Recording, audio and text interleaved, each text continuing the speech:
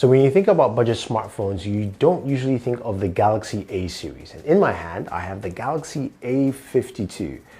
The first thing about this device is its striking look and feel.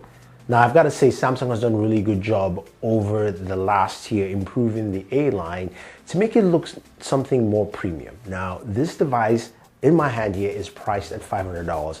It doesn't look like a $500 phone. It actually looks more premium than you'd expect. And it comes packed with a ton of features that I think you're definitely gonna like. Now, fans of the headphone jack will be really pleased to see the headphone jack is still there. Something, of course, we're missing from a lot of devices, but of course, you can use that with your Galaxy A52. Now, I've come to say that I've really come to enjoy using this device for a number of things. Display is 6.5 inches, and in your hands, it feels really comfortable to hold, and it's got a really nice kind of, square or rectangular feel to it. Now, this display is a 120 Hertz display, so you're talking about some really nice smooth motion all the way through, which is great, whether you're surfing the web, whether you're on Instagram browsing up and down, or on Twitter, it doesn't matter. And of course, while you are gaming. That, of course, is the big part. So speaking of gaming, this device rocks a Snapdragon 750G. Now, it's a 5G processor. Should give you some really good performance on the games you like to play. And speaking of those games, we ran through a couple of them. The first, of course, is Call of Duty Mobile, where we're able to go to max settings, not everything at max, but at least max graphical settings. And we'll be able to play the game at 57 frames per second. As you can see, it runs smooth. It really takes advantage of that 120 Hertz display to give you really fluid motion. This is where 120 Hertz makes a lot of sense for shooters like Call of Duty Mobile, and also games like PUBG Mobile, where we're able to run this at, of course, ultra smooth, which ran really well at 40 frames per second. Again, we couldn't max it out, but you're not aiming to max out your graphical performance on a device like this, especially at this price point.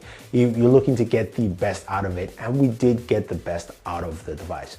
Now, one game, of course, a lot of people like to check out is Genshin Impact. And with Genshin, it does recommend low settings to play the game, but I tried to run it at medium settings where I got 26 frames per second. It's best recommended to run it at low, where you get at least closer to 30 frames per second for this. That's just the standard for Genshin here, and I think it's fine. I think the gaming performance you're going to get from this is really good for its price point. And I look at this device as more of a holistic package for a lot of people.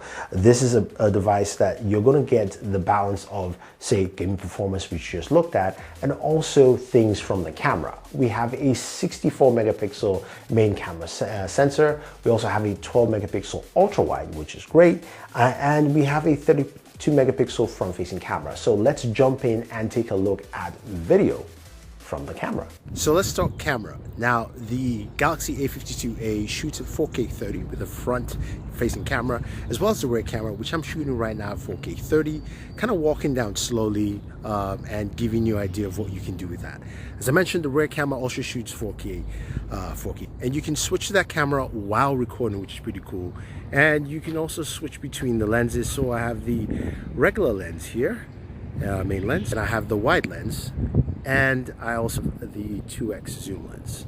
So you've got that all built in. Switch back, and you can see me here. It is a windy day. I am not using the earbuds. I just had them because I was listening to music. I'm out here, there's no one around me, which is why my mask is off, but I do have my mask with me. But you have an idea of how well it shoots video at 4K 30, and of course, you also have Super Steady, which I'm about to show you right now. This is Super Steady.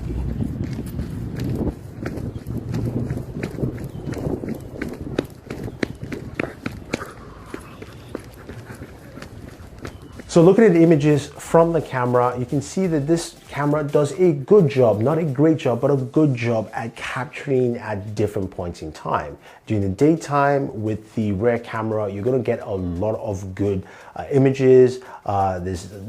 There's nice HDR with that as well. And I think overall, you're gonna capture some really nice images with this camera. Now, the 2 megapixel zoom is great. You can go up to 10, but that's all digital. I would just say keep it at 2 megapixels and just stay right there.